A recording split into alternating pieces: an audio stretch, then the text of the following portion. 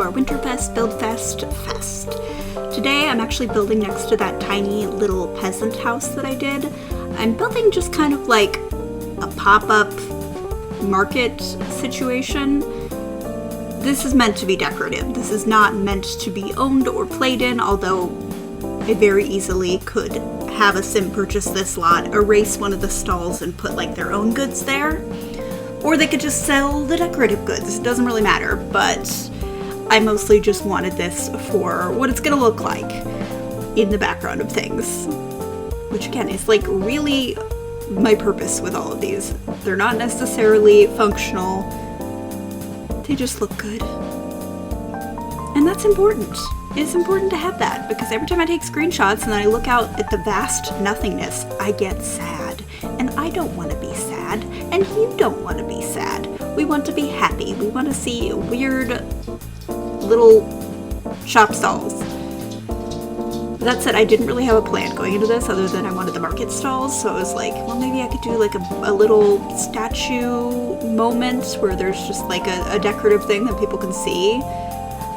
I toyed around with quite a few different ideas before I settled on what I ended up choosing, which I think fits well for the history of Edirann, because there was a war and a lot of things got destroyed and the original kingdom was basically knocked down to nothing. And if you go back to the very beginning of Edirann, you'll notice that the royal castle was like kind of a brown stone material like this. So I thought it would be a fun nod. It would also be like a bit of pettiness on Arndt Blumenthal's kind of part, where he's like, oh, I'm gonna make the peasant quarter be where the royal family used to live of Gallivet, just to be extra petty. Hi, Judy. Hello. I've been abandoned by all the animals. They are all in my bedroom because the window is open and they can sit in the sun, and so I'm nothing to them when that is happening. I don't exist. I am chopped liver. They could not care less. They're such brats, but I do rub them. I don't know why what she wants. Usually she only comes in here. She's so warm. Maybe she's too hot. Are you too hot? Too hot. I really wanted to use that fish. I've been wanting to use it in several lots now, and I finally was able to put the fish up because it was necessary to me. The reason why I wanted the fish, honestly, is when I was a kid, we used to go to Mexico and, you know, everyone would go fishing, but there was also like a spot where for like the deep sea fishers, when they got something really big, there was a spot where they could hang it and, you know, gotta do what they needed to do. And I just remember seeing fish the size of me when I was like 4, and it really stuck in my psyche, and so I wanted that. I wanted my little peasant sim children to have that experience. So there's a giant fish. Also, again, just a little spoiler alert, I, for whatever reason, can't use terrain paint without it being pig soup, so I do use the trick of using floor tile again.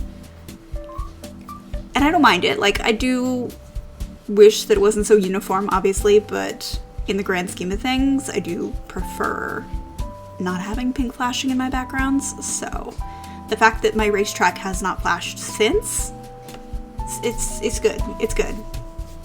So hot tip, if you're having issues with your ground, I just called it skirting because it was always just the ground part, it might be terrain paint. And if anybody knows how to fix that, you definitely tell me, please, for the love of God. But like, I'm fine with this solution. I can't remember what I'm doing next. I need to start working on the festival lots, but like, I had to decide what they should entail. And I'm still deciding. Because there's gonna be 2. One's gonna be like activity based and one's gonna be like shopping based. Because the feasting grounds is like the food part, so there doesn't really need to be a ton of food in the other areas. There could be a little bit, but there shouldn't be. I'm also setting it up for winter, and I will change it out periodically.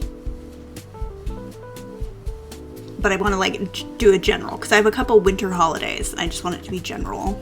I don't want it to be crazy. I wanted to use that cover really badly, but it wasn't right. I brought it back, and then I was like, no, It doesn't work. It doesn't work. This was actually really quick, but it's also a 1x3 lot. That's why this is going so slow. Because I didn't speed it up at all. Because there was just no need. There was no need. This is the teensiest, tiniest little lot. I ended up giving up on my decorative statue idea. It didn't make sense, really, that it would be there. I wanted the wagons, but again, they just can't have all of it. You can't have everything in one little lot. But we did get quite a bit to fit in this lot, I would say. And now if somebody does buy that house next door, well, they won't be living next to a vacant pool of nothingness. And the little detail of this is where the original castle was is kind of fun for me. A little pizzazz. Because I've never officially decided anything, I've just kind of vaguely hand-waved it all. And it's nice to vaguely hand-wave everything, but at the same time, it's also nice to be like, yeah, this is actually where the original castle was. But we're pretty much done. As I said, not really functional, but it could very easily be functional. I just want to add a little bit of detail here in terms of ground cover, just because it seems a little sparse. But other than that, it is hot to go. So thank you so much for joining me. I hope you enjoyed these videos. I'm really having fun making them and then going in and seeing the impact that they're making on my gameplay. Like, it definitely is worth the price of admission of making all of these. If you like this video, please give it a like. It really does help, and I'll see you in the next one.